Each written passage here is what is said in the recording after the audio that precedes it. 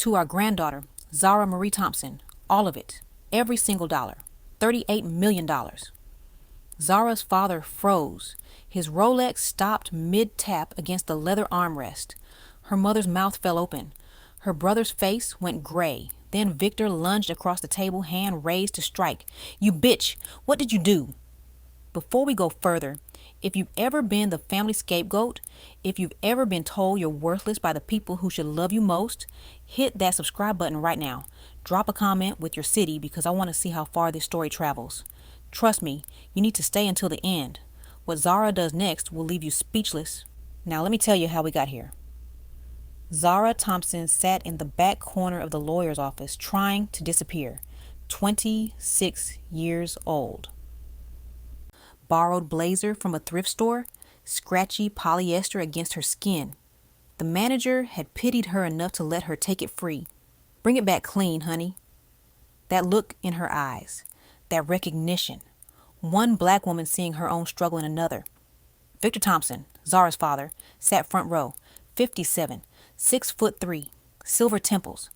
That Rolex he wore like a crown catching afternoon light through the windows. Drumming his fingers, impatient. Entitled, real estate mogul, self-made man. That's what he told everyone. Zara knew different. Beside him, Lorraine, 55, third facelift, designer dress that cost more than Zara made in 6 months at the Community Arts Center, dabbing dry eyes with silk. "I can't believe they're gone," Lorraine whispered, loud enough for everyone to hear. Mama Ruth and Daddy Samuel. Such good people. Performance, all performance. Derek leaned toward his wife Vanessa, 31, golden child, favorite son. Vanessa giggled, scrolling her phone. 800,000 Instagram followers, ring that cost more than a car. "I hope this doesn't take long," Vanessa said, not bothering to lower her voice. "We have a meeting at 2. Watch company sending a car." Derek chuckled. "Just papers, baby. 15 minutes. They had no idea. Zara's grandparents, Samuel and Ruth Carter, died 3 weeks ago. House fire. Faulty wiring in the old mansion. That's what the fire marshal said. But Zara knew about the letters, the threats, what her grandfather discovered that made him change everything. She knew because they told her. The door opened. Benjamin Cole entered. Tall, black, early 60s, 3-piece charcoal suit. Samuel Carter's attorney for 35 years. Best friend even longer. Face like stone. "We are gathered to execute the last will and testament of Samuel Isaiah Carter and Ruth Marie Carter." Lorraine sniffled. Victor waved her off. "Let's get to the point, Benjamin. We know Sam and Ruth were generous. The mansion, the stocks, the trusts, they left everything to me and Derek. Just read that section." Benjamin's jaw tightened. "Actually, Victor, they were very specific." He opened the document. "After much careful consideration, we bequeath our entire estate, all real estate, all investments, all trusts, all personal property, valued at approximately $38 million. Victor's drumming stopped. The room held its breath. "To our granddaughter, Zara Marie Thompson, all of it." Silence. Not quiet, violence. Vanessa's clutch hit the floor. Clack. Derek choked. $38 million, that's impossible." "No," Lorraine shrieked. "There's been a mistake. You read it wrong." She spun on Zara. "Zara, the girl who can't even pay her phone bill? She doesn't know how to balance a checkbook." "You keep me on the family plan to track my calls, mother," Zara said quietly. No one heard. "What does she know about money?" Lorraine's voice climbed. "She can barely manage her own life." "Silence!" Victor's roar shook the walls. His hand slammed the table. Water pitcher rattled. He stood, towering. "Benjamin, what is this?" The old man was senile. "We're contesting. Today." Benjamin pulled out a thick folder. Samuel Carter was in perfect mental health. We have medical certifications. 3 independent physicians. We have video of the entire signing. Folder hit the table. Thud. This will is ironclad, already filed with probate. Victor's head snapped toward Zara, eyes like daggers. "Zara, what did you do? What lies did you feed them?" Throat closing, hands shaking. "I didn't do anything. I didn't even... All those years," Lorraine shot to her feet. "All those years we paid for that useless degree. I said business school, but no. You had to be different. Pointing now, finger like a weapon. You owe this family. The legacy belongs to Derek, not some ungrateful girl. Exactly, Derek said, fake, reasonable, but greed shining in his eyes. Let's calm down. Obviously, Grandma and Grandpa wanted us to manage this for you. My business needs capital. Perfect timing. We put the deposit on the G-Wagon, Vanessa said, checking her makeup. And my wardrobe budget is desperate. We can't cancel those commitments. Already spending it. Right in front of her, not even pretending. Victor moved. 3 heavy steps, close enough to smell his cologne. Expensive. Suffocating. Enough. Pointing at her face. We're signing papers. Today. Right now. Transfer everything to the family trust. I'll manage it properly. Zara looked at that finger. At his face. At her mother's sneer. Derek's smirk. Vanessa's entitlement. Something inside her spine locked into place. She took a breath. Looked her father in the eye. First time in her life. Didn't look away. No. Bomb. What? Victor growled. What did you say? I said no. Louder. Clearer. It's my inheritance. Grandma and Grandpa trusted me. She stood. 5'5" to his 6'3", but she stood. I'm not handing it over. Pause. Especially since I know exactly what you'll do with it. Color drained from Victor's face. Panic replacing rage. He knew. He knew she knew.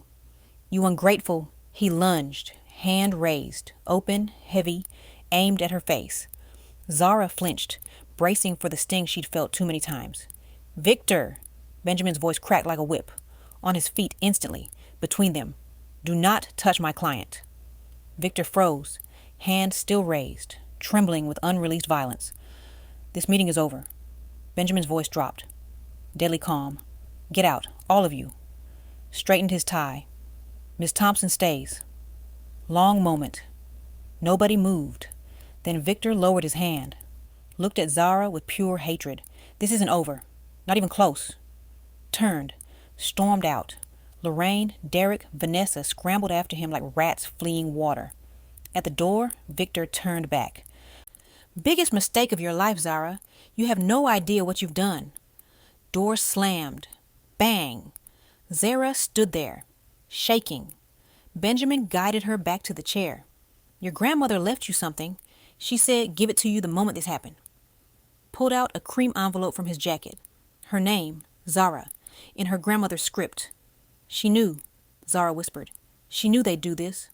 She knew. They both knew. They prepared. Zara opened it, trembling hands. One card. When they come for you, and they will, go to the safe in my library. Code 08-14-2019. Everything you need to roar is waiting. I love you, baby girl. Grandma Ruth, 08-14-2019, August 14th, 2019. The day she got her Art Institute acceptance, full scholarship. The day Victor tore it to pieces. The day Ruth secretly paid anyway. The day Ruth started building her escape. What's in the safe? Zara asked. The truth, Benjamin said. They spent 6 months documenting truth. Leaned forward. Your father thinks he lost $38 million. He has no idea what they really left you is worth far more. Stood, straightened his jacket. They left you a weapon. When your family comes again, and they will, you'll destroy them completely. Zara clutched the card. Everything you need to roar. She'd been silent 26 years. The ghost, the burden, the disappointment. But walking into that Chicago wind, something dangerous unfurled in her chest. Time to roar. Taxi pulled up to her parents' Lincoln Park mansion. Zara counted crumpled bills with shaking hands. Benjamin offered his Mercedes. She refused. Couldn't let him see where she lived. The attic room. 26 years old. Still paying rent into a family account she couldn't access. Past the tree-lined streets, past perfect lawns, past the life she never belonged to. Her father's face flashed. The rage, the raised hand, the violence she'd seen too many times behind closed doors. Memory cut through. 18 years old, standing in the living room, clutching the acceptance letter. I got it, she'd whispered, joy breaking her voice. Full scholarship to Art Institute. Full ride, Daddy. Victor didn't look up from his Wall Street journal. just held out his hand. She gave him the letter, her ticket to freedom, her proof she mattered. He read it, then tore it in half. Quarters, eighths, sound of ripping paper, sound of her heart breaking. Thompsons are in business. We don't waste time on childish drawings. Drop the pieces like garbage. Clean that up. Help your mother with dinner. She ran to her attic room, cried 6 hours straight. Next morning, Grandma Ruth appeared, sat on her narrow bed, placed an envelope in her hand. Your grandfather and I took care of it. Your father thinks it's a loan. Let him think that. You go to school. You shine. Cupped her face. Your light is so bright, baby girl. Don't ever let them dim it. Zara pressed her forehead against the taxi window. I thought of you every day, Grandma. Every single day. Taxi stopped. Zara looked at the house, her prison 26 years, paid the driver, stepped onto the sidewalk, then froze. Her life was on the lawn. 2 scuffed suitcases, cardboard box labeled art books, 1 black trash bag split open, clothes spilling onto grass. Brain couldn't process. Leak? Fumigation? Something? The front door swung open. Hope died. Lorraine stood there, not crying, not upset. Cold satisfaction on her face. Glass of white wine. Tennis outfit. Utterly calm. Mother? Zara's voice sounded strange. What's going on? Why is my stuff? Lorraine sipped wine slowly. You made your choice. You made it very clear. You chose money over family. That's not true. Daddy tried to hit me. You were trying to. You humiliated your father. Lorraine snapped. You humiliated this family in front of Benjamin Cole, who will tell everyone. Looked her up and down, lip curling. You're not the daughter I raised. You're not my daughter at all. We're finished with you, Zara. Finished. Words like stones in her throat. You can't just, I'm your daughter. This is my home. You are nothing to me. This is not your home. Not 1 minute longer. That's enough. Lorraine? Victor pushed past her. Not holding wine, holding papers, a pen, controlled rage, the dangerous kind.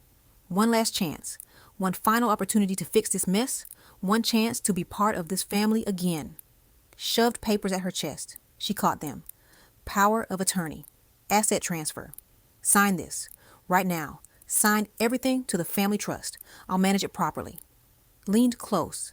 Coffee and rage on his breath. Do that. We'll forget this rebellion. We'll let you back in.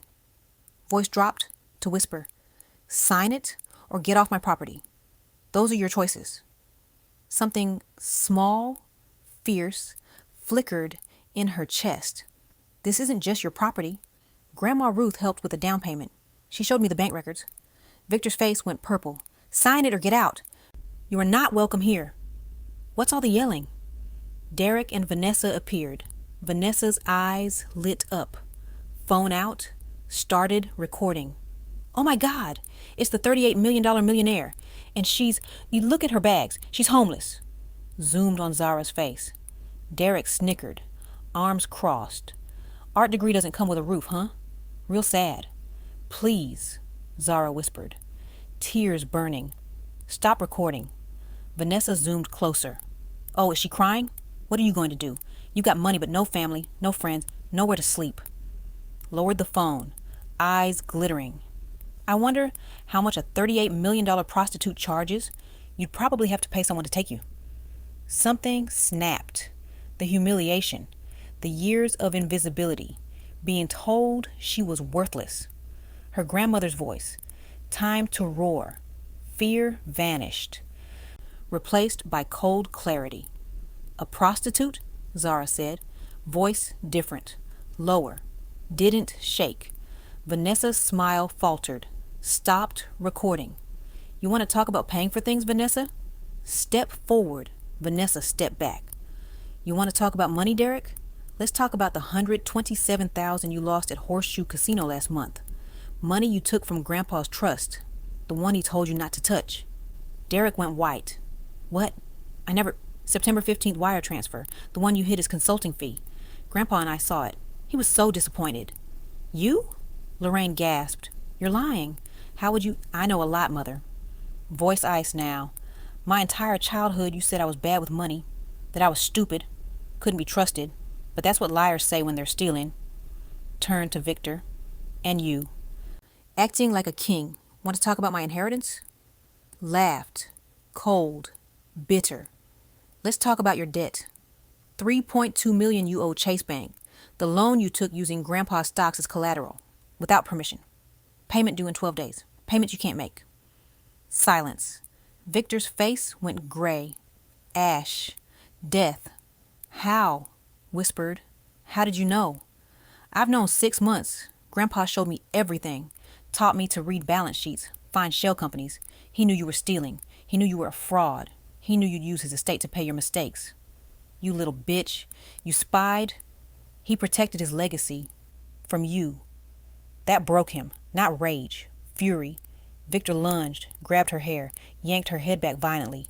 She screamed, pain blinding. You think you're so smart? You think you've won? Dragged her off the porch, onto grass. David, stop! Lorraine shrieked. Weak, performative. He threw her hard. She landed on her shoulder. Hands scraped concrete. Blood. You have nothing. You hear me? No one. She reached for her phone, shaking, bleeding fingers. Victor saw it, kicked it from her hand, raised his shoe, stomped, crunch, again, crunch, again, crunch, ground the screen into spiderweb glass, black plastic. No family, no phone, no one to help. Breathing hard. You want your 38 million? Go get it. Let's see how you survive, you ungrateful, worthless nothing. Straightened his jacket. Don't ever come back. You're dead to us. Derek and Vanessa gone. Lorraine stood there, horror and satisfaction mixed, then walked inside. Deadbolt clicked. Zara alone. Sun setting. Temperature dropping. October in Chicago. Nights got cold fast. $38 million heiress. Homeless. Phoneless. Alone. She sat on cold grass. Shock making her numb. Then trembling started. Sobs racking her body. But through tears, memory sparked. Your silence has been your shield, but you must know when to stop shielding and start roaring. Another memory. Grandpa Samuel, you have to know how to fight back. Truth is the most powerful weapon. One more. Benjamin Cole, hours ago, handing her his card. If you need anything, call me. Day or night. She'd stuffed it in her pocket. Phone destroyed. But wallet in her purse, wiped her nose, got to her feet, body aching, shoulder throbbing, grabbed suitcases, trash bag, looked at the house one last time, turned her back, walked 2 blocks in darkening street, saw it, blue glow, payphone outside convenience store, set down bags, pulled out wallet, found the card, Benjamin Cole, attorney at law private cell, 312-50147, picked up heavy receiver, heart pounding, not fear, hope. Dropped a quarter, dialed, 1 ring, 2. Cole and Associates, evening service. I need Benjamin Cole. Please, emergency, Zara Thompson. Pause, click. Zara. Benjamin's voice. Instant. Concerned. Are you all right? Where are you? Dam burst. Raw sob tore from her throat. They did it. They threw me out. Threw my things on the lawn. My father, he grabbed me, smashed my phone. Sharp intake of breath. Heavy silence. Then his voice. No longer calm lawyer. Cold. Hard. Furious. I anticipated this. I hoped your father wasn't that much of a monster. I was wrong. Business now. Listen carefully. Breathe. Tell me exactly where you are. What street? Payphone. Corner of Fullerton and Halstead. Across from 7-Eleven. I know exactly where that is. Do not move. Do not talk to anyone. I'm leaving now. 7 minutes. Stay there. Line went dead. She hung up. Hand shaking. 7 minutes. Felt like 7 years. Stood in flickering blue light, guarding her pathetic belongings. Every car made her heart leap, terrified Victor coming back. Or Derek, filming more humiliation. Then headlights turned the corner. Not a taxi. Not Benjamin's Mercedes. Long, sleek black Bentley. So quiet, barely made sound. Pure power. Back window glided down. Benjamin inside. Face carved stone. Eyes burning with controlled rage. Get in, Zara.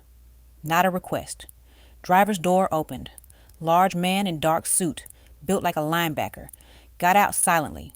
picked up both suitcases like they weighed nothing, grabbed torn trash bag with dignity it didn't deserve. Zara opened heavy door, slid onto softest leather she'd ever felt. Inside, warm, smelled of rich leather, polished wood, smelled safe. Benjamin didn't speak, reached into small refrigerator, handed her cold Fiji water. Drink. She drank half in desperate gulps. Car pulled away. Payphone disappeared. Where? She whispered. Where are we going? Benjamin turned. Streetlights flashed across his face. Small, grim smile. Your father just made the biggest mistake of his life. Car picked up speed, heading north, toward Evanston, wealthiest part of North Shore. We're not going to a hotel. She watched city lights blur past tinted windows. Your grandparents were brilliant, but also deeply practical. They knew exactly who Victor was. They knew what your family was capable of. Paused. Car turned onto Sheridan Road, road lined with mansions. They didn't just leave you money, Zara. They left you a sanctuary. Car slowed, approaching familiar turn. They left you a fortress. Heart started pounding. Recognized the turn. Tall iron gates, long driveway. This is, whispered. This is Grandma and Grandpa's house. It is. Cold dread washed over her. But we can't. My father, he thinks he controls the estate. He'll have alarm codes. He'll call police. He'll throw me out again. Car stopped. Not at grand main gates. At smaller service entrance and trees. Benjamin turned to her in dim light. Zara, your father thinks he controls this estate. He thinks this house is part of the trust he expected to manage. Paused. He is, as he is about most things, profoundly mistaken. Mind racing. What do you mean? Your grandparents were brilliant, pragmatic. They knew who Victor was, his greed, his desperation. Paused. And they knew about the $3.2 million loan. They knew his business was failing. They knew everything. Head snapped up. You knew? You knew about the debt? I'm their lawyer. I knew everything. Simply, 6 months ago, after your grandfather discovered Victor forged his signature for that loan, he called me. He knew his heart was failing. Ruth's cancer progressing. Voice grew quiet. He said, Benjamin, I need to protect my real legacy. And his real legacy, Zara, was you. Reached into briefcase. Pulled out thick folder with blue ribbon. Placed it in her lap. That's a quit claim deed. 6 months ago, your grandparents legally transferred 100% ownership of this property. House, land, dock, contents, directly into your name. Stared at folder. Signed, notarized, recorded with Cook County. Never part of the will. Never part of any trust. Legally and irrevocably yours for half a year. Opened folder with trembling hands. Official county seals. Stamps. Grantee, Zara Marie Thompson. Property, 1247, Sheridan Road, Evanston, Isle date. Recorded, April 18th, 2024. Her name, her house. They knew, whispered. They knew he'd do this. They knew. And they set a trap.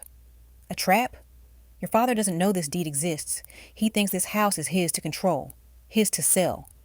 Checked his Rolex. My office confirmed this afternoon Victor contacted Premier Properties. Appointment tomorrow morning 9 a.m. to have this house appraised for immediate liquidation. He plans to use proceeds to pay his illegal loan before fraud is discovered. Blood ran cold.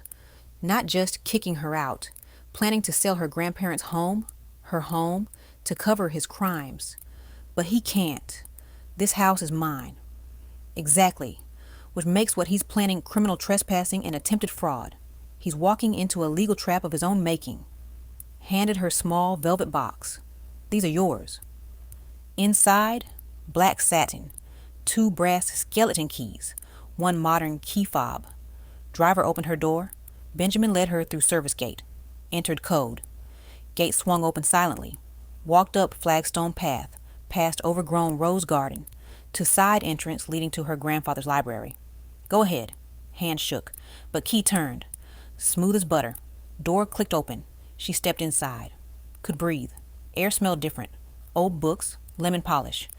Beeswax candles, her grandmother's Chanel No. 5 in curtains, pipe tobacco, leather, safety, where Grandpa taught her chess, where Grandma let her bake cobbler, only place she never felt like a burden. leaned forehead against cool doorframe, finally cried, not humiliated tears, deep, shuddering sobs of pure relief. They saved me. They're gone, but they still saved me. They did, and they made sure you'd stay saved. Gravel crunched in front driveway. Headlights swept across windows. Body went rigid. Who is that? Is it him? It is not him, and he's not invited. This is for you. Peered through curtains. Large black SUV marked Apex Strategic Security pulled up to front entrance. 2 men in black tactical uniforms got out, both over 6 feet, both clearly former military, met by Benjamin's driver, carrying her suitcases like precious cargo. Private security team your grandfather hired 6 months ago. Been on retainer, waiting. Stationed at front and back entrances 24/7. Looked at her. They have a specific list of people not permitted on this property. Your father Victor, your mother Lorraine, your brother Derek, and Vanessa are at the very top. Walked to door. You're safe now, Zara. This is your fortress. Let them come. Paused at threshold. Tomorrow morning your father arrives at 9 a.m. with a real estate agent expecting to sell your house. He'll make a scene. May bring police, claiming you're trespassing. Benjamin's smile cold, sharp. But I'll be here 8:45 sharp, and I won't be alone. Bowed slightly. Get rest. They've started a war they cannot win. Tomorrow, we show them why. Oak door closed with finality of a bank vault. Silence settled. Not cold, hostile silence. Warm, protective silence. Home. Walked through familiar rooms. Grandmother's reading chair. Grandfather's desk. And there, exact center of polished desk, cream envelope. Not dusty. Recently placed. Her name, Zara, in grandmother's elegant script. Picked it up with trembling hands. Broke wax seal. Inside, 3 pages in grandmother's handwriting. Sat in grandfather's leather chair.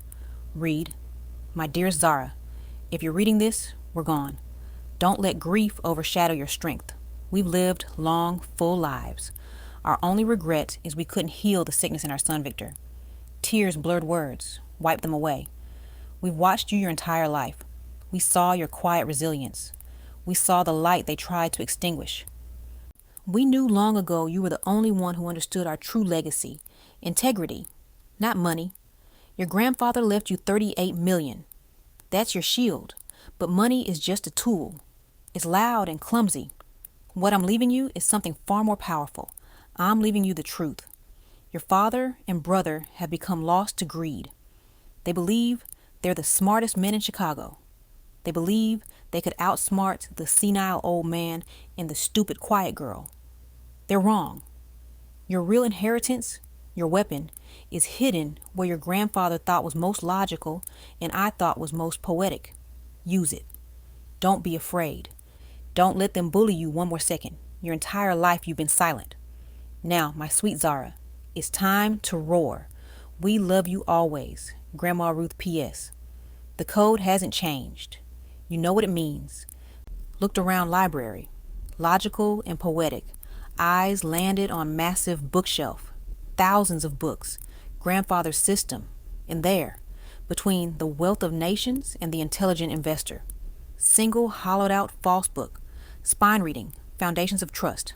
Logical. Business section. Pulled it out. Behind it, small black digital safe. Poetic. Hidden behind book about trust in family that broke every trust. The code. She knew. 08-14-2019. August 14th, 2019. Day her father tore up her scholarship. Day grandparents saved her. Day they decided she was worth protecting. Typed 08142019.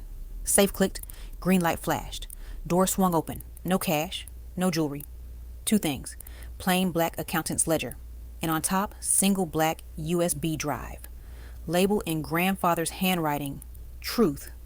Pulled out ledger with trembling hands. First page, log. Dates, amounts, transfers. Grandfather's neat script. August 10th, 2024. $50,000 to Derek Thompson. Reason, business investment. Real reason, gambling markers, Horseshoe Casino. August 24th, 2024, $78,000 to Derek Thompson. Reason, expansion capital. Real reason, poker debt, private downtown game, Page after page. Derek took over 500,000 in 2 years. Section labeled Victor. Worse, much worse. Copies of 3.2 million loan agreement. Forged signature. Grandfather's. Crudely copied. Bank statements from Cayman shell companies. Emails with shady associates. Grandfather documented everything. Built perfect case of felony fraud and identity theft. Picked up USB drive. Grandmother's contribution. Poetic part. Turned on grandfather's old desktop. Hummed to life. Plugged in drive. One folder. For Zara. Play this. Inside. 12 audio files, each labeled with dates. Clicked first. 3 weeks before fire. Static hiss. Then voices. Crystal clear. Professional audio. Derek's voice. I'm telling you, Dad, I need another 50,000 or they're going to break my legs. I'm serious. These guys don't mess around. Victor's voice. Cold. Irritated. You fool. You think I'm made of money? The old man's watching accounts like a hawk. He and that Zara, they're looking at everything. Stopped breathing. Derek panicked. What are we going to do? The bank called about your loan. They're talking about an audit. Dad, if they find out you forged... Victor, sharp, quiet. Just wait. Hold on a little longer. The old man's heart is bad. Ruth's cancer is stage 4. It's just a matter of time. Pause. Then quieter. More chilling. As soon as they're gone, as soon as they're finally gone, all that money comes to us. To me. 38 million. I'll pay off the bank. You pay off bookies. We split what's left. Derek. What about Zara? Victor. Voice dripping contempt. That useless girl. She gets nothing. She won't even know what hit her. We'll throw her on the street where she belongs. Let her survive on her art degree. Laughter. Both laughing. Victor again. Now stop bothering me and practice that signature. If anyone questions the loan paperwork, it needs to be perfect. Recording ended. Sat in dark library, staring at screen, not just stealing, waiting. Waiting for grandparents to die. Counting down days. Planning her destruction. Clicked next file and next and next. 12 recordings. 12 conversations. Each more damning. Grandmother recorded everything. 6 months. Building arsenal. The shield. Money. The fortress. House. The sword. Truth. Looked at clock. Almost 1 a.m. In 8 hours, father would arrive. Expecting to sell her house. Expecting to steamroll her one final time. Held USB drive in one hand, black ledger in other. He had no idea what was coming. They thought they were fighting scared, homeless girl, walking into their own execution. Smiled. Cold, hard smile she'd never felt before. Not scared anymore.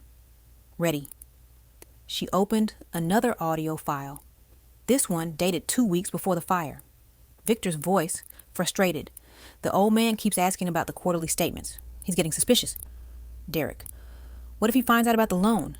Dad, that's bank fraud. That's federal. He won't find out. He's dying, Derek. His heart could go any day. We just need to hold on a little longer.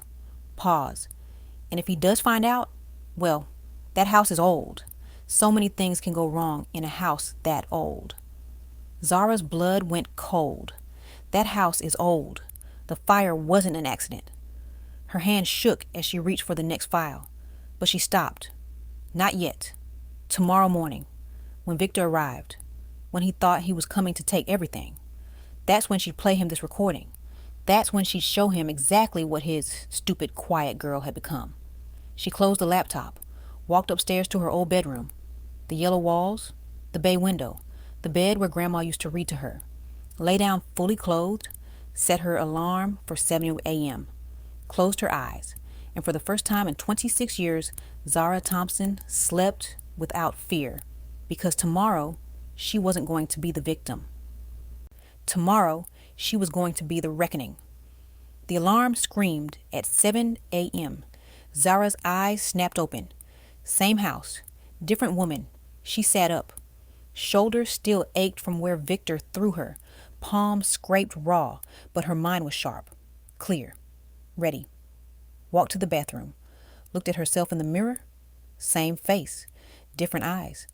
Yesterday, She'd been the scared girl in the back of the lawyer's office. Today, she owned a fortress, armed with truth. She showered, hot water stinging the scrapes on her hands. Good. The pain kept her focused. Opened her grandmother's closet, found cream silk pajamas, delicate embroidery along the collar, elegant, powerful, the kind of thing a queen would wear while watching her enemies destroy themselves. Put them on, walked downstairs, made coffee, her grandfather's Jamaican Blue Mountain, the can still in the freezer where he'd always kept it. The kitchen smelled like him, like Sunday mornings, like safety. Something buzzed on the counter. Wait, her phone was destroyed. She looked. New iPhone sitting there. Note beside it in Benjamin's handwriting. New phone. Same number. Security has it. So do I. BC already activated. Already loaded with her contacts. Benjamin didn't miss anything. Check the time. 7:45 a.m. 15 minutes until Benjamin arrived. 45 until Victor. She carried her coffee to the library, turned on the security monitors her grandfather had installed. 6 screens, every angle of the property. Front gate, back gate, driveway, side entrance, dock, garage. All quiet. She plugged the USB drive into her grandfather's computer, pulled up the audio files, made sure they were ready. Then she smiled. Not scared, not nervous. Predator's smile. At 8:43 a.m., front gate camera showed Benjamin's black Bentley, but he wasn't alone. Behind him, 2 more vehicles. Silver Mercedes, white Range Rover. Bentley stopped at the gate. Benjamin stepped out. Dark gray suit, same briefcase, but with him were 2 other people. Black woman in her 50s, expensive pantsuit, leather portfolio. She moved like someone who'd spent her life in courtrooms. Younger man, maybe 35, white, glasses, suit that screamed federal employee. Benjamin pressed the intercom. Miss Thompson, it's Benjamin Cole. I brought assistance. May we enter? Zara pressed the button. Gate swung open. She met them at the front door. Good morning? Benjamin's eyes scanned her face, looking for trauma, checking if she'd slept. How are you holding up? I'm ready. Benjamin nodded. Respected that. Zara Thompson. This is attorney Melissa Howard, estate fraud and elder financial abuse specialist. And this is Special Agent David Chen, FBI White Collar Crime Division. Zara's eyebrows shot up. FBI? Agent Chen extended his hand. Firm shake. Direct eye contact. Ms. Thompson, Mr. Cole contacted our office last night. Provided preliminary information about potential bank fraud involving forged documents and misuse of your grandfather's assets. Paused. If what Mr. Cole described is accurate, your father may face multiple federal charges. Another pause. But we're here to observe only. Your property. Your choice how this proceeds. We're simply here to witness. Attorney Howard spoke next. Voice warm but steel underneath. Honey, I've seen this exact scenario a dozen times. Adult children manipulating elderly parents out of life savings. Your grandparents were smart. They protected you. But they also left you enough evidence to make sure your father and brother can never do this to anyone else. Opened her portfolio. Pulled out a document. Mr. Cole sent me the audio recordings last night. I've already drafted a criminal complaint. All it needs is your signature. The moment you sign, the DA's office will have everything they need. Zara looked at the document. Hand trembled slightly as she reached for it, then pulled back. Not yet. Everyone looked at her. I want him to see it first. I want him to know that I know. I want him to understand that the stupid, quiet girl destroyed him. Benjamin's lips curved. Smallest smile. That's why I brought the portable speaker. Pulled compact Bose from his briefcase for the balcony. At 8:55 a.m., front gate camera showed 2 vehicles approaching. Victor's black Mercedes. Behind it, white van. Premier Properties, luxury real estate, emblazoned on the side. Zara's heart rate picked up, not from fear, anticipation. Showtime, she whispered. Benjamin, Attorney Howard, and Agent Chen positioned themselves inside the library, watching through windows, out of sight but ready. Zara walked upstairs to the second-floor balcony, the one overlooking the front entrance, carried her coffee. the portable speaker, her new phone with audio files loaded, stepped out into cool morning air. Below, Victor's Mercedes rolled to a stop. Doors opened. Victor stepped out first. Navy suit, looking every inch the successful businessman. Face set in smug entitlement she'd seen her whole life. Lorraine emerged from passenger side, designer coat, hair freshly done, playing grieving daughter who just lost beloved parents. Derek and Vanessa poured out of back seat. Derek in suit, Vanessa in athleisure, phone already in hand. From white van, woman in power suit emerged. Blonde, maybe 50, carrying tablet and leather folder. Mr. Thompson? She extended her hand to Victor. Diane Marshall, Premier Properties. Thank you for choosing us. I've pulled comps for the area. We can list this property at 12 to 15 million. With the lakefront location and historic architecture, we should have significant interest. Victor shook her hand. All business. That's what I like to hear. Quick turnaround is essential. I need this sold within 30 days. We can certainly make that happen. Now, shall we start with the exterior? I'd like to get photos while the morning light is... What the hell? Derek's voice. Sharp. Shocked. Staring up at the house. At the balcony. At Zara. Standing there in silk pajamas. Coffee cup in hand. Looking down like a queen surveying peasants. Lorraine followed Derek's gaze. Mouth fell open. What is she doing here? Victor's head snapped up. Face went from smug to purple in 2 seconds. You, roared. What the hell are you doing in this house? Zara took a slow sip of coffee. Didn't answer. Just looked at him. I asked you a question. Get out right now. You're trespassing. Diane Marshall looked confused. I'm sorry, Mr. Thompson, but who is... That's his daughter, Vanessa said, phone already recording. The crazy one. Mental breakdown. She broke into the house. I didn't break in, Zara said calmly. Voice carried perfectly in crisp morning air. I used my key. Your key? Lorraine shrieked. You don't have a key. This is our house. Get out before we call police. Victor already pulling out his phone. Dialing. Yes, police. 1247 Sheridan Road, Evanston. Intruder in my deceased parents' home. Refusing to leave. Yes, I'll hold. Zara set down her coffee cup. Picked up her phone. One tap. Portable speaker came to life. Victor's own voice filled the morning air. As soon as they're gone, as soon as they're finally gone, all that money comes to us. To me. 38 million. I'll pay off the bank. You pay off bookies. We split what's left. Victor froze. Phone still pressed to ear. Derek's face went white as paper. Recording continued. Derek's voice. What about Zara? Victor's voice, dripping contempt. That useless girl, she gets nothing. She won't even know what hit her. We'll throw her on the street where she belongs. Diane Marshall's professional smile vanished. She stepped back from Victor. What is that? Lorraine whispered. Zara stopped the recording. That's the truth. That's my father and my brother. 3 weeks before Grandma and Grandpa died. Planning to steal their entire estate. Planning to throw me out like garbage. Planning to commit fraud. That's fake, Victor screamed. Deep fake. She manufactured... It's real. Grandma Ruth installed a voice-activated recorder in Grandpa's library 6 months ago. She recorded 12 conversations. Would you like to hear more? Tapped her phone. Another recording played. This one more damning. Derek's voice. Dad, that's bank fraud. That's federal... Victor's voice. He won't find out. He's dying, Derek. His heart could go any day. We just hold on a little longer. And if he does find out, well, that house is old. So many things can go wrong in a house that old. Recording ended. Silence. Diane Marshall backed toward her van. Mr. Thompson, I think there's been a misunderstanding. I'm going to... Wait, Victor shouted. Don't leave. She's trying to sabotage... Actually, Ms. Marshall. New voice. Benjamin Cole stepped out the front door. Attorney Howard and Agent Chen right behind him. I'm Benjamin Cole, attorney for the estate of Samuel and Ruth Carter.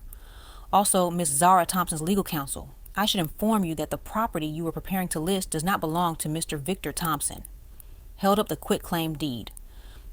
This house was legally transferred to Miss Zara Thompson 6 months ago via recorded quitclaim deed. Mr. Thompson has no legal claim to this property. In fact, his attempt to sell property he does not own constitutes attempted fraud. Diane Marshall's eyes went wide. I had no idea. Mr. Thompson, you told me you were the executor of your parents' estate. I am the executor. Victor bellowed. You're the executor of their will, Benjamin corrected, voice sharp as a scalpel. But this house was never part of the will. It was deeded directly to Miss Thompson. The deed was recorded with Cook County in April. It's public record. Turn to Diane Marshall. Ms. Marshall, I suggest you leave. Now, before you become an unwilling participant in a fraud case. Diane Marshall didn't need telling twice, practically ran to her van. Engine started. Tires squealed as she reversed out. Agent Chen stepped forward, pulled out his badge. Mr. Victor Thompson? I'm Special Agent David Chen, FBI. I'm here to inform you that the Bureau has opened a preliminary investigation into allegations of bank fraud, identity theft, and forgery related to a $3.2 million loan taken out in 2023. Victor's face went from purple to gray. I want to be clear. You're not under arrest at this time. This is an ongoing investigation. But I strongly suggest you retain counsel. Immediately. Lorraine grabbed Victor's arm. David, what is he talking about? What loan? What forgery? Shut up, Lorraine, Victor snapped. Derek backing away slowly. Dad, I had nothing to do with... You had everything to do with it, Victor roared, rounding on his son. You and your gambling. Your debts. I had to forge that loan to cover your... He stopped. Realized what he'd just said. Agent Chen pulled out a small notebook. Started writing. Thank you for that statement, Mr. Thompson. That's very helpful. Victor's mouth opened and closed. No sound came out.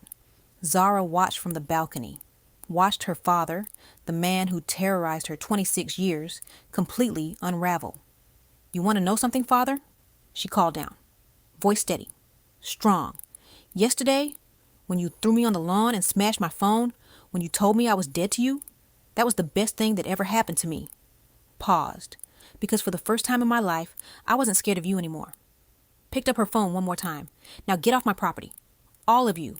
You're trespassing. And if you're not gone in 60 seconds, I'm asking Agent Chen to arrest you. Victor looked up at her, face a mask of pure hatred and absolute defeat. This isn't over, he whispered. Yes, Zara said firmly. It is. Turned and walked back into the house. Behind her, car door slamming. Engine starting. Tires on gravel. By the time she reached the library, security monitors showed both vehicles speeding away. Benjamin, Attorney Howard, and Agent Chen were waiting.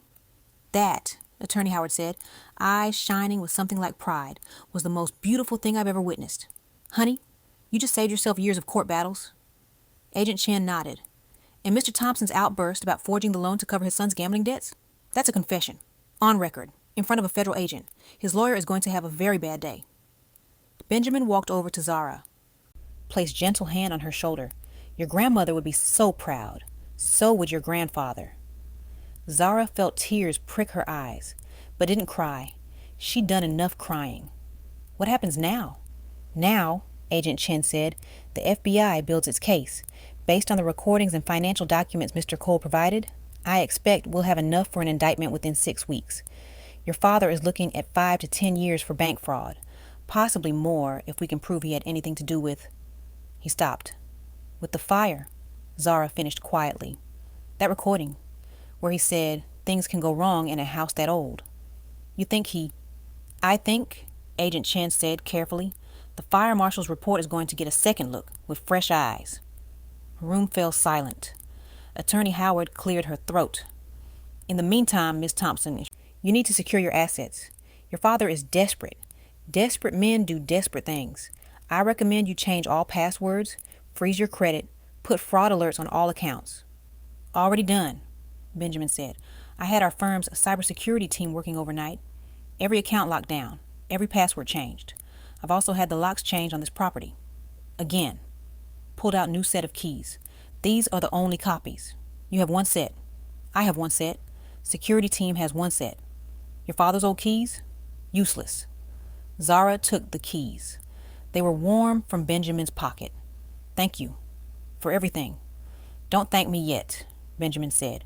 Your father isn't done fighting. When the FBI indictment becomes public, he's going to lash out.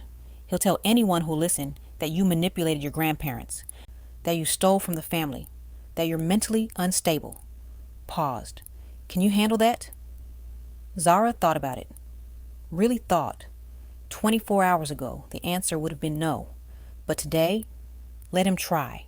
I have the recordings. I have the deed. I have the truth. What does he have? Benjamin smiled. Nothing. Absolutely nothing. After everyone left, Zara stood alone in her grandmother's kitchen. House was quiet, peaceful. She walked to the library, sat in her grandfather's chair, looked at the black ledger and USB drive still sitting on the desk, evidence that would destroy her father and brother, evidence of years of theft, manipulation, abuse. Part of her wanted to feel guilty. These were her family members, her blood, but the bigger part felt nothing but relief. She thought about that recording, the one where Victor said, "That house is old. So many things can go wrong." The fire that killed her grandparents, ruled accidental. But what if it wasn't? What if Victor had... No, she couldn't think about that. Not yet. Not until Agent Chen's investigation found proof. Her new phone buzzed. Text from Benjamin. Security team will remain on site 24/7 until further notice. You're safe. Get some rest. Another text from a number she didn't recognize. She opened it. You think you won? You didn't. You just started a war, and you're going to lose everything. Your loving brother, Derek. Zara stared at the text for a long moment. Then she did something that surprised even herself. She laughed. Not scared. Not nervous. Genuine laugh. Because Derek didn't get it. None of them did.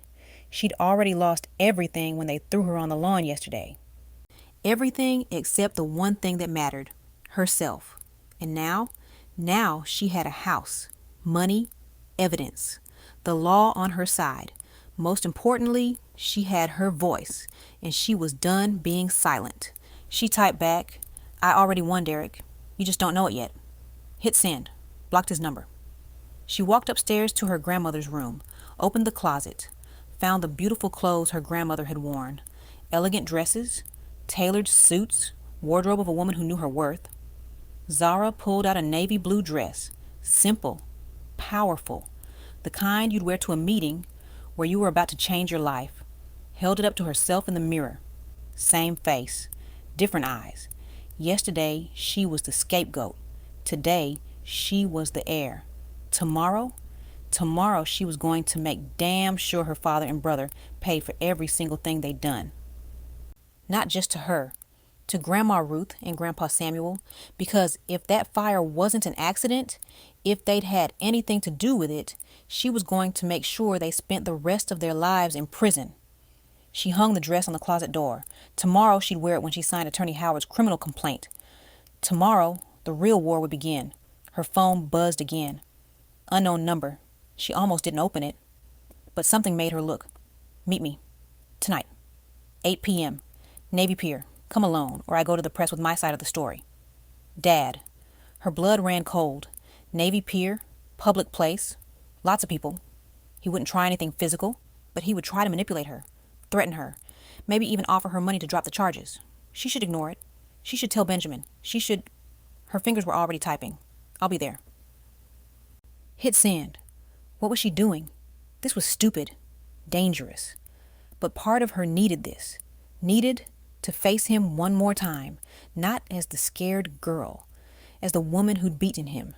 She looked at herself in the mirror. Navy blue dress. Grandmother's pearl necklace. Hair pulled back. She looked like Ruth. She looked like power. Tonight, at Navy Pier, Victor Thompson was going to learn that his daughter wasn't scared anymore. And whatever he tried, threats, manipulation, begging, it wouldn't work. Because Zara Thompson had spent 26 years being afraid, and she was done. Zara stared at her phone. I'll be there. What had she just done? Her finger hovered over Benjamin's contact. She should call him, tell him about the meeting, let him talk her out of this monumentally stupid decision.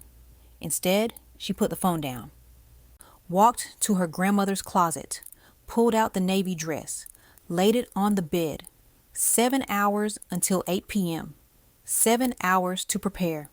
She wasn't the scared girl anymore, but she wasn't reckless either. Picked up her phone. Not Benjamin. Someone else. Scrolled to the security team contact Benjamin had programmed in. Dialed. Apex Security, this is Martinez. This is Zara Thompson. I need to ask you something. Yes, ma'am. What do you need? If I leave the property tonight, can you follow me without being seen? Pause on the other end. Ma'am, Mr. Cole's instructions were clear. We're to keep you safe. If you're planning to meet someone, I'm meeting my father. Public place, Navy Pier, 8 p.m. I'm going. Question is whether you're following me or I'm going alone. Another pause. Longer this time. We'll follow you. 2-car team. You won't see us, but we'll be there. And Miss Thompson? Wear this. Wear what? Check your front door in 5 minutes. He hung up. 5 minutes later, Zara opened the front door. Small package on the step. Inside, a thin silver bracelet. Delicate. Feminine. Beautiful. And a note. Panic button. Press and hold 3 seconds. We'll be there in under 60 seconds. Martinez. She put it on, felt the weight of it, the safety of it. Then she went back inside to wait. At 6:30 p.m., she got ready. Navy dress, grandmother's pearls, hair pulled back in a low bun, light makeup, looked in the mirror. She looked like Ruth. Elegant, powerful, unafraid, but her hands were shaking. She pressed them flat against the dresser, took 3 deep breaths. You can do this, she whispered to her reflection. You've already beaten him. This is just the victory lap. But it didn't feel like a victory lap. It felt like walking back into the fire. At 7:15 p.m., she grabbed her purse, car keys to her grandmother's old Mercedes, the one that had been sitting in the garage for months. Benjamin had it serviced yesterday, ready to go. She walked downstairs, set the alarm, locked the door. The silver Mercedes started with a purr. As she pulled out of the driveway, she saw headlights flash once in her rearview mirror. The security team, there but invisible. The drive to Navy Pier took 40 minutes. Chicago traffic even on a Tuesday night. Her phone buzzed twice. Both times Benjamin's name. Both times she ignored it. She'd explain later. Maybe. Pulled into the parking structure at 7:52 p.m., 8 minutes early. Sat in the car, engine running. Heat on. Her phone buzzed again. This time a text from Victor. Ferris wheel. South side. Don't be late. The Ferris wheel. Of course. Visible from everywhere. Hard to hide. Hard to run. She turned off the engine, grabbed her purse, felt the weight of the panic bracelet on her wrist, stepped out into the cold Chicago night. Navy Pier was alive with people despite the cold. Tourists, families, couples holding hands. The Ferris wheel lit up like a beacon against the dark sky. She walked toward it, heart pounding, hands in her coat pockets to hide the shaking. Then she saw him. Victor stood near the Ferris wheel entrance. Different than this morning. No suit, jeans, heavy coat, baseball cap pulled low, trying to look casual, trying to blend in. He looked smaller somehow, older. She walked up to him, stopped 10 feet away. I'm here. He turned. His eyes found hers. And for just a second, one brief second, she saw something that might have been regret. Then it was gone, replaced by cold calculation. Let's walk. He started moving along the pier, away from the crowds. No, Zara said. Didn't move. Right here is fine. He stopped, turned back, jaw tight. You want to do this in public? Fine. Let's do it in public. He walked back to her, close enough that she could smell his cologne, the same one from yesterday when he grabbed her hair, when he'd thrown her on the lawn. She didn't step back. What do you want, Father? What do I want? He laughed, bitter, harsh. I want my daughter back. I want my family back. I want to understand what the hell happened to turn you into this person who stands up for herself. Zara finished. Person who won't let you steal from her. Person who isn't afraid of you anymore. His face darkened. Careful, Zara. Or what? You'll throw me on the lawn again? Smash my phone? Oh, wait. We're in public now. You can't hit me here, can you? Too many witnesses. His hand twitched. Instinct. Wanting to strike her. But he caught himself. I didn't come here to fight, he said. Voice controlled. Measured. I came here to make you an offer. I don't want anything from you. You haven't heard it yet. I don't need to. The answer is no. He smiled. Not warmth. Strategy. $5 million. Cash. Wired to any account you want. Tomorrow. You drop the FBI investigation. You tell them it was all a misunderstanding. You sign a statement saying I had your permission to use your grandfather's assets as collateral. Zara stared at him, genuinely shocked. You think you can buy me? After everything you've done? After you threw me out? After you... She stopped, took a breath. After you might have killed them? His face went still. Dangerous still. Killed who? Grandma and Grandpa. That recording. Things can go wrong in a house that old. The fire marshal ruled it accidental, but the FBI is taking another look with fresh eyes. So tell me, Father, did you do it? Did you burn down their house with them inside? For a long moment he said nothing, just stared at her, and in that stare she saw the truth, not confirmation, not denial, just the cold, empty stare of a man capable of anything. You're insane, he said finally, voice low, deadly. You're actually insane. I love my parents. I would never. You love their money. There's a difference. He stepped closer, right into her space, inches from her face. Let me explain something to you, little girl. You think you won? You think because you have some recordings and a deed that you're safe? You have no idea what you've started. Are you threatening me? I'm educating you. The FBI investigation, that's going to take months, maybe years. And during all that time, I'm going to make your life hell. I'm going to call every friend, every distant relative, every person who ever knew our family. I'm going to tell them how you manipulated your dying grandparents, how you forged documents, how you're mentally unstable and dangerous. He leaned even closer. I'm going to destroy your reputation so thoroughly that by the time the FBI closes their investigation, and they will close it because I've got lawyers you can't even imagine, you'll be so radioactive that no one will touch you. No friends. No job. No life.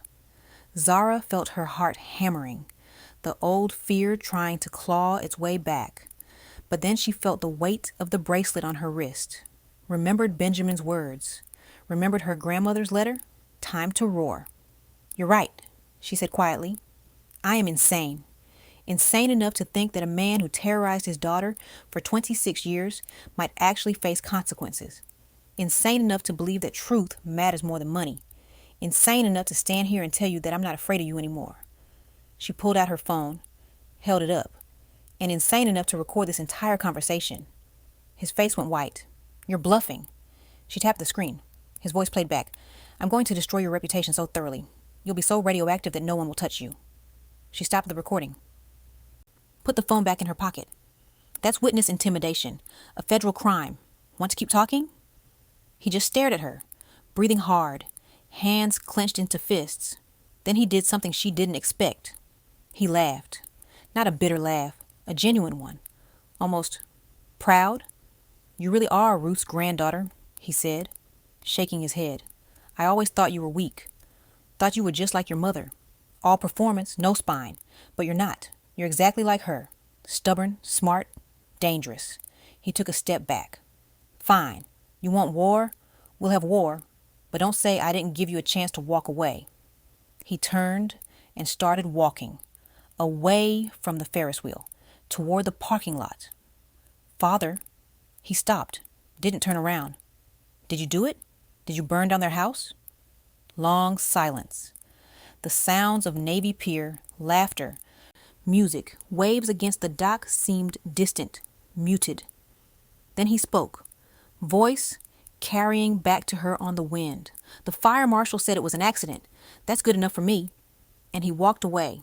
Zara stood there, shaking, not from fear, from rage. That wasn't a denial. That was a confession. Her phone buzzed. Text from Martinez. We saw everything. Got it on video. You okay? She typed back. I'm okay. Thank you. Started walking back to her car. Legs felt weak, like she'd run a marathon. Halfway to the parking structure, a figure stepped out of the shadows. Derek. Jesus. Zara jumped, heart in her throat. Relax, Derek said, hands up, not threatening, just defeated. I'm not here to hurt you. Then why are you here? Because Dad's plan isn't going to work, because he's going to drag all of us down with him. And because, he swallowed hard, because I need to tell you something about the fire. Zara's blood went cold. What about the fire? Derek looked around, making sure they were alone. Not here.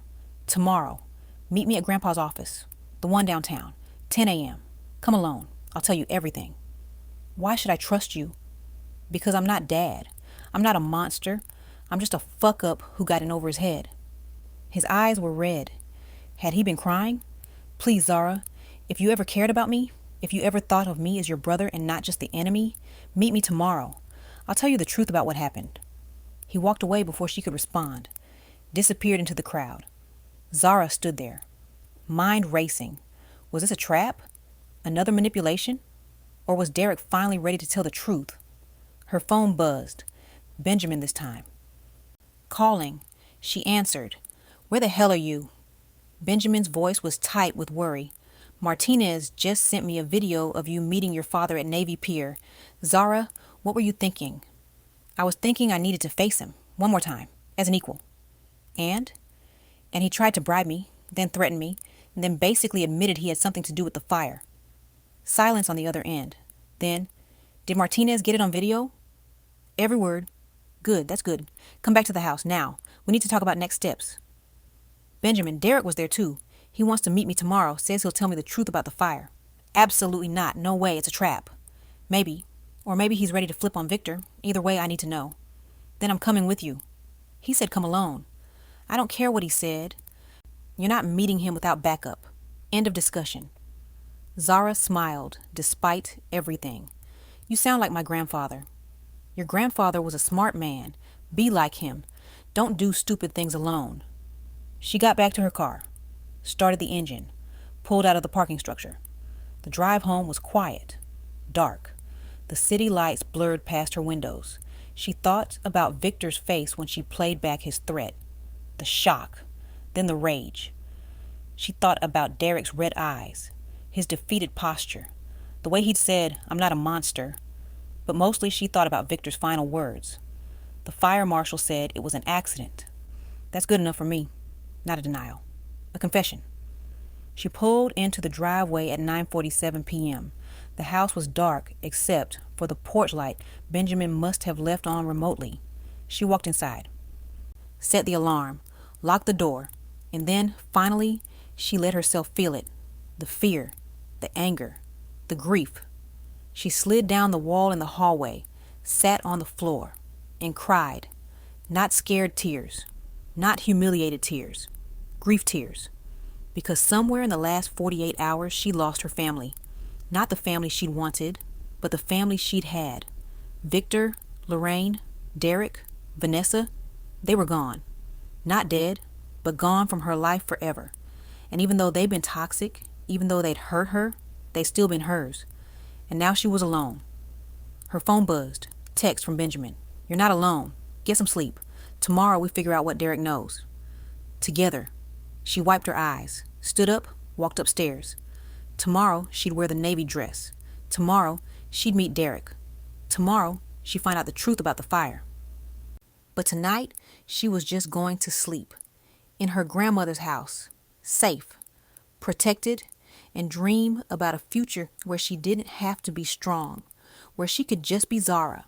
Whatever that meant now, she lay down, still in the navy dress, too tired to change, closed her eyes, and fell asleep with her grandmother's pearl necklace still around her neck. At 3:47 a.m., her phone rang. She jolted awake, heart pounding, grabbed the phone. Unknown number. She almost didn't answer, but something made her. Hello?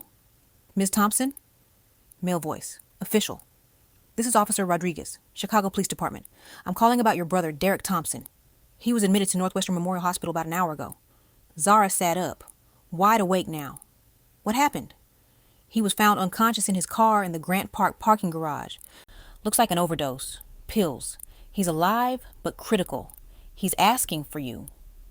Her mind raced. Overdose? Derek? Or attempted murder made to look like an overdose? I'll be there in 20 minutes. She hung up, threw on jeans, sweater, coat, called Benjamin as she ran down the stairs. Zara, it's 4 a.m. What? Derek's in the hospital. Overdose. He's asking for me. I'm going. Wait for me. Don't go alone. No time. Meet me there. She hung up, grabbed her keys, ran to the car. The drive to Northwestern Memorial took 15 minutes. She broke every speed limit, parked in the emergency lot, ran inside. "Derek Thompson," she said to the nurse at the desk. "I'm his sister. I got a call." "Room 437, 4th floor, ICU. He's sedated but conscious." Zara took the elevator. Felt like it took forever. 4th floor, ICU. Room 437. She pushed open the door. Derek lay in the bed, pale, tubes everywhere, heart monitor beeping steadily, but his eyes were open, and when he saw her, he started crying. "I'm sorry," he whispered. "Zara, I'm so sorry. For everything. I'm so fucking sorry." She walked to his bedside, looked down at her brother, the golden child, the favorite. Now, just a broken man in a hospital bed. "What happened, Derek?" "I tried to tell him. I told Dad I was going to tell you the truth. About the fire. About what we did." Her blood went cold. "What did you do?" "We didn't mean for them to die. It was just supposed to scare them. Make Grandpa think his heart couldn't handle the stress anymore. Make him sign over the power of attorney before He stopped, coughing, choking on tears. "Derek, what did you do?" "Dad hired someone to start a small fire. Just in the garage. Just to create smoke. Enough to trigger Grandpa's heart condition. But it spread too fast. The old wood, the chemicals in the garage. It went up so fast and they couldn't get out and..." He was sobbing now. Full-body sobs that made the machines beep frantically. "They died, Zara. They died. And it was our fault. Mine and Dad's. We killed them." Zara felt the room spin, grabbed the bed rail to steady herself. "You killed them." "I didn't want to. I swear I didn't want to. But Dad said we had no choice. Said the bank was going to audit the loan. Said we'd go to prison. Said it was the only way." He grabbed her hand. Weak grip. Desperate. "I told him tonight I was going to confess. Going to tell you everything tomorrow. And then I went to my car and there was coffee waiting. Thought Vanessa left it. But after I drank it, everything got blurry and he tried to kill you. My own father tried to kill me because I was going to tell the truth." The door burst open. Benjamin rushed in.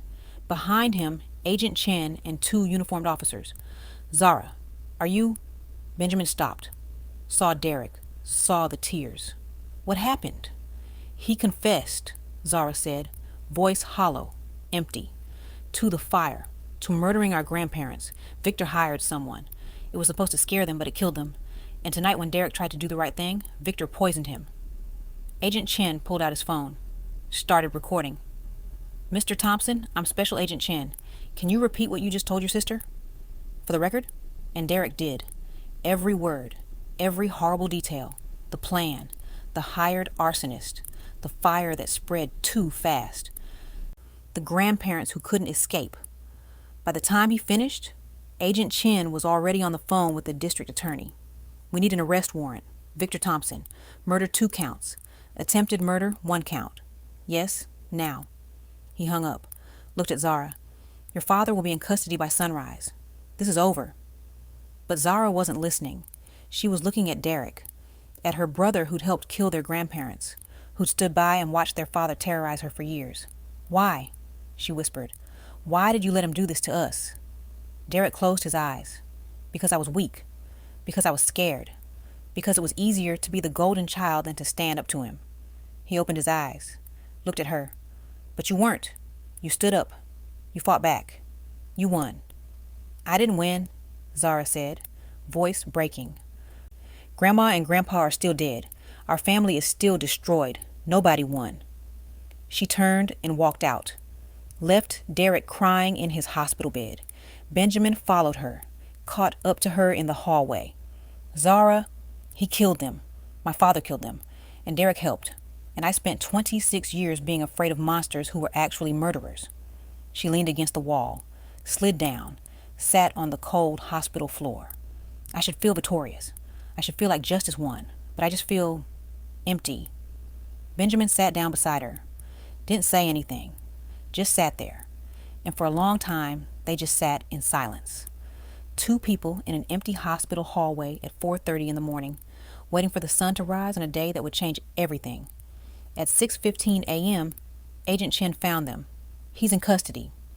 Victor Thompson was arrested at his apartment 20 minutes ago. He'll be arraigned this afternoon. Murder. Attempted murder. Fraud. Conspiracy. He's never getting out. Zara looked up at him. Good. I'll need you to come in later today. Give a formal statement. But for now, go home. Get some rest. This is over. She stood up, Benjamin beside her. It's not over, she said quietly. It's just beginning. Benjamin drove. Zara sat in the passenger seat staring out the window at the Chicago skyline turning gold with sunrise. She felt hollow, numb. Her father was a murderer. Her brother, an accomplice. Her grandparents had died screaming in a fire set by their own son. And she was the one who'd brought it all to light. You did the right thing, Benjamin said quietly, reading her mind. You know that, right? Did I? Grandma and Grandpa are still dead. Derek almost died. My mother... She stopped. God, does Lorraine even know yet? Agent Chen said they'd notify her. She's being brought in for questioning. They need to determine if she knew anything. She didn't. Zara's voice was flat. Certain. She's too self-absorbed to notice anything beyond her next salon appointment. She had no idea what Victor was doing. They pulled into the driveway. The sun was fully up now. The lake behind the house sparkled like diamonds. Such a beautiful morning for such an ugly truth. Inside, Zara walked straight to the library, sat in her grandfather's chair, stared at the black ledger still on a desk. All this evidence, all these recordings, all this proof of theft and fraud and manipulation, but nothing that could bring them back. Her phone buzzed. Unknown number again. She almost ignored it, but answered. Ms. Thompson, this is Diane Marshall from Premier Properties. I know this is terrible timing, but I wanted to apologize. I had no idea about your father's situation. If I'd known he didn't own the property... It's fine, Ms. Marshall. You didn't know. I also wanted to tell you something. After I left yesterday, I did some research. Your house is worth significantly more than your father claimed. The historical designation alone puts it at 18 to 20 million. And there are preservation societies that would pay premium prices to ensure it stays intact. Zara blinked. 18 to 20 million? At minimum, that's a conservative estimate. With the right marketing, we could potentially... I'm not selling. Silence on the other end. Ms. Thompson, I understand you've been through trauma, but that's a substantial asset. You should at least consider... I'm not selling because it's not mine to sell. It belongs to my grandparents. It's their legacy, and I'm going to honor that. She hung up. Benjamin was standing in the doorway. 18 million? I don't care if it's worth 100 million. I'm not selling. I wasn't suggesting you should. I was going to say your grandparents would be proud of that answer. Zara's eyes filled with tears. Would they? Would they be proud that I destroyed our family? That I put my father in prison? That Derek almost died because of me? Derek almost died because Victor poisoned him. Victor is in prison because he committed murder. None of this is on you, Zara. None of it. Then why does it feel like it is? Her phone buzzed again. This time a text. From Lorraine. How could you do this to us? To your own father? He's not perfect, but he doesn't deserve this. You've destroyed this family. I hope you're happy. Zara stared at the text. Read it 3 times. Then typed back. He murdered your parents. He hired someone to burn them alive. And you're defending him. Hit send. 3 dots appeared. Lorraine was typing. Then they disappeared. No response came. At 10 a.m., Benjamin's phone rang. He answered. Listened. Face going grim. I understand. Yes, she'll be there. Thank you. Hung up. That was Agent Chen. They found the arsonist, a guy named Marcus Webb, career criminal. He's already cooperating. Confirmed Victor hired him. $50,000 cash to scare your grandparents. Says he didn't mean for anyone to die. That the fire spread faster than expected. Does he think that makes it better? That he didn't mean to kill them? He's looking at 25 to life either way, but his testimony locks Victor's case. Open and shut. When's the arraignment? 2 p.m. today, Cook County Courthouse. They're asking if you want to be there. Zara thought about it. Seeing her father in an orange jumpsuit, in handcuffs, being read the charges, 2 counts of murder, 1 count of attempted murder, conspiracy, fraud. Part of her wanted to see it, wanted to watch him face consequences for the first time in his life. But the bigger part just wanted it to be over. No, I don't need to see it. Just tell me when it's done. At 11:30 a.m., her phone rang. Derek's name. She almost didn't answer, but something made her. Hello? It's Vanessa. Her sister-in-law's voice. Cold, clipped. Derek wants to see you. The doctors say he's stable. He's asking for you. I have nothing to say to him. He's your brother. He's a murderer. Silence. Then, he's making a deal with the FBI. Full immunity in exchange for his testimony against Victor. Did you know that? Zara's stomach dropped. Immunity? Complete immunity. Agent Chen offered it this morning. Derek's lawyer says he'd be crazy not to take it. So he's taking it. He testifies, and he walks free. He helped kill our grandparents. He was manipulated by his father. That's what his lawyer's arguing. Coercion. Duress. He had no idea the fire would kill anyone. He's a victim too. He's not a victim. He's a coward who chose money over... Over what? Over you. Please. You were never part of this family anyway. You were just the burden we all had to carry. And now look what you've done. Victor's in prison. Derek's traumatized. I'm filing for divorce. The family business is ruined. Are you happy now? Zara felt white-hot rage flood through her. The family business was a fraud built on stolen money. The family was toxic. And yes, I'm happy it's destroyed. Because maybe now no one else has to grow up the way I did. She hung up, threw her phone across the room. It hit the wall, cracked, but still worked. Benjamin walked over, picked it up, handed it back to her. Derek's getting immunity? Apparently. How do you feel about that? I feel like justice is a lie. I feel like the golden child gets to walk free again while everyone else pays the price. I feel like her voice broke. I feel like I should have stayed silent. Should have taken the 10 million Victor offered. Should have signed the papers and disappeared. At least then Grandma and Grandpa would still... She stopped. No, they wouldn't still be here. Victor had already hired the arsonist before the will reading. The fire was set before Zara ever said no. This was always going to happen. She just made sure it didn't happen in vain. Derek might get immunity, Benjamin said quietly, but he has to live with what he did for the rest of his life. Every morning he wakes up knowing he helped kill his grandparents. That's his own prison. At 2:47 p.m., Benjamin's phone pinged. Text from Agent Chen. Victor's been arraigned. No bail. Trial date set for March. Prosecutors pushing for maximum sentence. How long? Life without parole.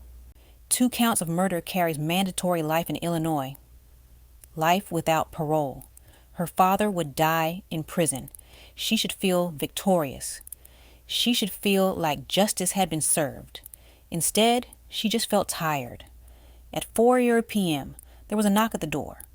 Benjamin checked the security monitor. It's a woman. Says her name is Patricia Chen, Agent Chen's wife. Zara frowned. Let her in. Benjamin opened the door. The woman who entered was Asian, late 50s, elegant, carrying a folder. Miss Thompson, I apologize for the intrusion. I'm Patricia Chen. I'm not with the FBI. I'm an estate attorney. I specialize in legacy planning and charitable foundations. I already have an attorney. I know, Mr. Cole is excellent, but he called me this morning. Said you might need my specific expertise. She opened the folder, pulled out documents. Your grandparents left you $38 million in a house worth another 18 to 20 million. That's approximately 56 million in total assets. That's enough to create something extraordinary, something that could honor their memory in a way that goes beyond just preserving their house. Zara looked at the documents, foundation bylaws, charitable trust structures, mission statements. What are you proposing? A foundation, the Samuel and Ruth Carter Foundation for the Arts, focused on providing scholarships and resources to young artists from underserved communities, specifically young Black artists who face the same barriers you did. Zara felt her breath catch. My grandparents wanted me to use this money to change lives, to give opportunities to people who deserve them, but can't access them, to create the kind of legacy that money alone can't buy. Patricia pulled out another document. This house could become the foundation's headquarters. Gallery space on the first floor, artist studios on the second, scholarship offices on the third. You keep your grandmother's suite as private quarters. The rest becomes a living tribute to everything they believed in. Zara looked at the plans, detailed architectural drawings, gallery layouts, studio spaces, a library dedicated to art history and preservation. It was beautiful. It was perfect. It was exactly what Ruth and Samuel would have wanted. How much would this cost? Initial setup, maybe $2 million. Annual operating costs, another $1 million. But the remaining $53 million, properly invested, could fund this foundation in perpetuity, forever. Long after you're gone. Forever. A legacy that would outlive all of them. When could we start? Patricia smiled. Immediately, if you're ready. Zara looked at Benjamin. He was smiling too, that small, proud smile. I'm ready. At 6 p.m., Zara's cracked phone rang. Hospital number, she answered. Ms. Thompson, this is Dr. Gupta from Northwestern Memorial. Your brother Derek is asking to see you again. He says it's urgent. Says he needs to tell you something before his lawyer arrives. Tell him I'm not coming. He says it's about your grandmother, something she told him before she died, something you need to know. Zara's hand tightened on the phone. What did he say? He wouldn't tell me, only you. Please, Miss Thompson, he's quite agitated. The stress isn't good for his recovery.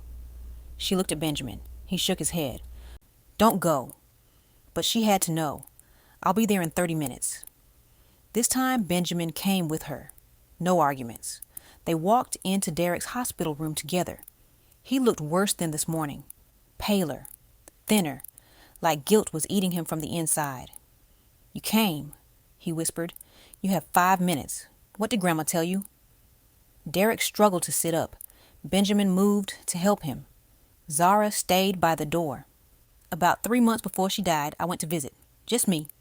Dad didn't know. Vanessa didn't know. I went because I felt guilty. About the gambling. About the money I'd stolen. He coughed. Continued. She knew. She knew everything. About the gambling. About Dad's loan. About the forgery. She said she and Grandpa had been documenting it all. Building evidence. I know. I found the ledger. The recordings. But she told me something else. She said that when it all came out, when the truth destroyed Dad, I'd have a choice. I could either go down with him or save myself. She said she hoped I'd choose to save myself. Not for my sake. For yours. Zara frowned. For me? She said you'd need someone. Someone who understood. Someone who came from the same poison, but chose to walk away from it. She said I could be that person. If I was brave enough. His eyes filled with tears. I wasn't brave enough. Not until it was almost too late. Not until Dad literally tried to kill me. But I'm choosing now, Zara. I'm testifying against him. I'm taking the immunity deal. And then I'm going to spend the rest of my life trying to be the brother Grandma Ruth thought I could be. Zara stared at him. This broken man in the hospital bed. The golden child who'd fallen so far. You helped kill them. I know. You stood by and watched me get abused for 26 years. I know. You chose money over family every single time. I know. He was sobbing now. I know all of it. And I'll carry it forever. But Grandma Ruth gave me a chance. One last chance to be better. And I'm taking it. He held out his hand. Shaking. Weak. Please, let me be your brother again. Not the brother I was. The brother I should have been. Zara looked at that hand. Then at Benjamin. He said nothing. This was her choice. She thought about her grandmother's words. About forgiveness. About legacy. About the difference between justice and vengeance. I can't forgive you, she said quietly. Not yet. Maybe not ever. What you did was unforgivable. Derek's hand dropped. He nodded. Understanding. But, Zara continued, Grandma Ruth saw something in you worth saving, so I'm going to trust her judgment. You testify. You tell the truth. You make sure Dad never hurts anyone else. And then, she paused. And then we'll see. Maybe there's a way forward. Maybe not. But we'll see. Derek grabbed her hand, held it tight. Thank you. I swear I'll spend the rest of my life earning this. Don't thank me. Thank Grandma Ruth. She's the one who believed you could change. They left Derek's room. Walked to the elevator. That was generous of you, Benjamin said. It wasn't generous. It was pragmatic. His testimony locks Victor's conviction. And if he actually follows through, if he actually becomes better, then maybe some good comes from all this horror. The elevator doors opened. They stepped inside. Plus, Zara added quietly, I understand what it's like to be the scapegoat, the one everyone blames. Maybe Derek needs to understand what it's like to be the golden child who fell. Maybe that's his path to redemption. At 8 p.m., they were back at the house. Patricia had emailed over the foundation documents. Zara spent 2 hours reading every word. Everything was perfect. The mission statement, the bylaws, the succession plan, the scholarship criteria. Everything her grandparents would have wanted. She signed the documents, scanned them, sent them back. "It's official," Benjamin said. "The Samuel and Ruth Carter Foundation for the Arts is now a registered 501c3 nonprofit organization. Congratulations, Madam Director." Zara laughed. First real laugh in days. "Madam Director, that sounds so formal. You're going to do extraordinary things with this. You know that, right?" "I'm going to try. For them." Her phone buzzed. Text from Agent Chen. "Victor's lawyer is already working on an appeal. Don't worry. With Derek's testimony and the arsonist's confession, he's not going anywhere. You did it, Zara. You won." She showed Benjamin the text. "You won," he repeated. "It doesn't feel like winning." "That's because you're not just celebrating victory, you're mourning loss. Both things can be true." She walked to the library window, looked out at the lake, the same view her grandparents had loved. You know what the worst part is? I keep expecting them to walk through that door. I keep expecting Grandma Ruth to come in and tell me I'm being too hard on Derek. Or Grandpa Samuel to sit me down and explain the next steps with the foundation. They did sit you down. They left you instructions. The safe, the recordings, the deed. Everything you needed to not just survive this, but to build something beautiful from it. I just wish they were here to see it. They are here. In every decision you make, in every scholarship you award, in every young artist you help, they're here, Zara. Always. At 10 p.m., Zara finally went upstairs to sleep. But instead of her grandmother's room, she went to her old childhood room. The yellow walls, the bay window, the bed where Grandma Ruth used to read to her. She lay down, closed her eyes, and for the first time since all this started, she let herself imagine the future. Not the trial, not the testimony, not the appeal, the real future. The foundation, the scholarships, the young artists whose lives would change because her grandparents believed in second chances. Derek's redemption arc. If he actually followed through, her own healing, slow, painful, but possible. And somewhere, somehow, she imagined Ruth and Samuel smiling, proud of the woman their quiet granddaughter had become, the woman who learned to roar. She fell asleep with that image in her mind, and for the first time in her life, she didn't dream of being afraid. She dreamed of being free. 6 months later, Zara stood in what used to be her grandmother's former living room. Now it was a gallery, white walls, track lighting, 20 paintings by emerging black artists from Chicago's South Side. Opening night, 200 people, critics, collectors, community members, students, the Samuel and Ruth Carter Foundation's first public exhibition. Her phone buzzed. Text from Benjamin. "Traffic nightmare. Be there in 10. Don't start without me." She smiled. Benjamin had been there for every step, every board meeting, every scholarship decision, every moment she'd wanted to quit, and he'd talked her out of it. "Miss Thompson?" She turned. Young woman, maybe 19. Hijab, carrying a portfolio. "I'm Aisha. I got the Carter Scholarship for painting. I just wanted to say thank you. This changed my life." Zara felt tears prick her eyes. She'd cried more in the last 6 months than her entire life before, but these were different tears. Good tears. "Show me your work." Aisha opened her portfolio. Stunning portraits. Raw emotion captured in oil and canvas. "These are extraordinary. Have you thought about the summer intensive in New York? I can't afford.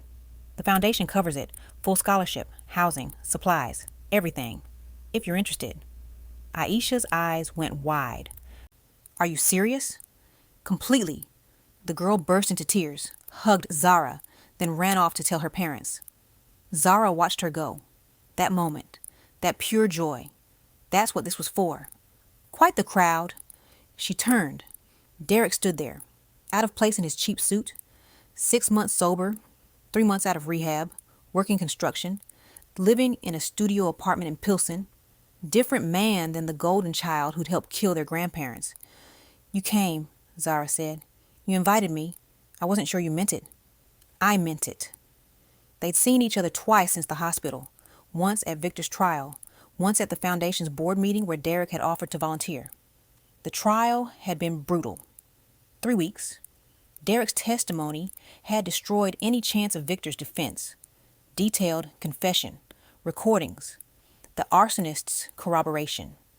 Life without parole, 2 consecutive sentences. Victor hadn't looked at either of them during sentencing, hadn't spoken, just stared straight ahead as the judge handed down the verdict. Lorraine had been in the gallery, sobbing, dramatic to the end. She tried to approach Zara after. Zara had walked away. Some bridges burned too completely to rebuild. "How's the job?" Zara asked Derek now. "Hard. I'm not used to physical labor, but it's good. Honest. Nobody cares who my father is, or what I did. They just care if I show up on time and do the work." "And Vanessa?" "Divorce finalized last month. She got the condo. I got the debt. Fair trade." He paused. "I deserved worse." "Yeah, you did." He nodded, accepting that. "I've been going to therapy, twice a week. The therapist says I need to learn to forgive myself." I told her I don't think I should. "What did she say?" "She said carrying guilt forever doesn't bring them back. It just destroys what's left." Zara thought about that. She'd been in therapy too, processing trauma, learning boundaries, understanding that she could be strong without being hard. "Grandma Ruth believed you could change," Zara said, "so I'm choosing to believe it too. But Derek, if you mess up, if you gamble again, if you lie to me even once, we're done, forever. Understand?" "I understand." Benjamin arrived then, slightly out of breath, carrying a bottle of champagne. "Sorry I'm late. Judge Weber's retirement party ran long." He looked at Derek, nodded curtly. "Derek." "Mr. Cole." Benjamin still didn't trust Derek. Probably never would, but he respected Zara's choice to give him a chance. "Speech time," Benjamin said. "You ready?" Zara's stomach flipped. Public speaking had never been her strength. "No, but let's do it anyway." She walked to the center of the gallery. Someone handed her a microphone. The crowd quieted. 200 faces looking at her, waiting. She thought about her grandmother, about the letter, about the code to the safe. Time to roar. 6 months ago, I inherited $38 million from my grandparents, Samuel and Ruth Carter. My family demanded I sign it over. I refused. They threw me out on the street. My father tried to intimidate me, and when that didn't work, he tried to destroy me. The crowd was silent, listening. What my father didn't know, what none of them knew, is that my grandparents had spent their last months documenting his crimes, bank fraud, identity theft, and eventually we discovered something worse. My father had hired someone to set fire to their house, a fire that killed them both. Gasps rippled through the crowd. She saw people reaching for their phones. This story would be everywhere by morning. Good. My father is now serving life in prison. My brother Derek, who helped him, made a different choice. He chose truth over loyalty, redemption over complicity. It's a choice he has to live with every day. She looked at Derek. He was crying silently. She continued, "I'm telling you this not for sympathy, not for attention, but because this foundation, this beautiful space, was built on truth, on the belief that transparency matters more than reputation, that justice matters more than family loyalty, that legacy isn't about protecting the past. It's about building a better future." She gestured to the paintings around them. Every artist in this exhibition came from circumstances that tried to silence them. Poverty, racism, family trauma, systemic barriers, but they refused to be silenced. They chose to roar, just like my grandmother taught me to do. Her voice broke. She took a breath, continued. The Samuel and Ruth Carter Foundation exists to amplify those roars, to give resources to artists who deserve them, to create opportunities that wouldn't exist otherwise, and to prove that even from the ashes of tragedy, something beautiful can grow. She raised her glass. To my grandparents, to truth, to art, and to everyone who refuses to be silenced. "To truth," the crowd echoed. Glasses raised, applause thundering. Zara stepped down, hands shaking. Benjamin squeezed her shoulder. "They'd be so proud of you." "I hope so." The rest of the night was a blur. Conversations with donors, photos with students, critics asking questions about the foundation's mission. At 10 p.m., the crowd finally thinned. Zara found herself alone in the gallery, just her and 20 paintings. She stood in front of her favorite, a portrait of an elderly black woman, hands weathered, eyes wise, smiling despite visible pain. The artist had titled it Resilience. It looked like Ruth. "I miss you," Zara whispered. "Every single day. I keep wanting to call you, to tell you about the foundation, about Derek, about everything. And then I remember you're gone, and it breaks me all over again." She wiped tears, continued, "But I'm doing it. The thing you asked me to do. I'm roaring. Not just for me, for all of us. For every person who was told to be quiet, to be small, to accept abuse because it's family." She heard footsteps behind her, turned. Lorraine stood there. Zara's entire body tensed. "How did you get in here?" "Your security guard recognized me. Let me in. I told him I was your mother." "You're not." Lorraine flinched, but didn't leave. "I came to see what you've done. With the money. With the house. And it's beautiful. Your grandparents would have loved it." They stood in silence. Two women who'd once been mother and daughter. Now strangers. "I'm leaving Chicago," Lorraine said finally. "Moving to Florida. Fresh start. New life. No one there knows about what happened." "You mean about your husband being a murderer?" "He's still your father." "He stopped being my father the day he threw me on the lawn. He definitely stopped being my father when I found out he killed Grandma and Grandpa." Lorraine's carefully maintained composure cracked. Tears streamed down her face. "I didn't know. I swear to God, Zara, I didn't know what he'd done. If I'd known, would you have stopped him? Or would you have looked the other way like you did every time he hit me? Every time he called me worthless? Every time he destroyed something I loved?" Lorraine had no answer. "I came to say goodbye," she said quietly, "and to ask for one thing. I'm not giving you money. I'm not asking for money. I'm asking for forgiveness." Zara laughed, bitter, hard. "Forgiveness? You enabled him for 26 years. You stood by and watched him terrorize me. You threw me out on the street without a second thought.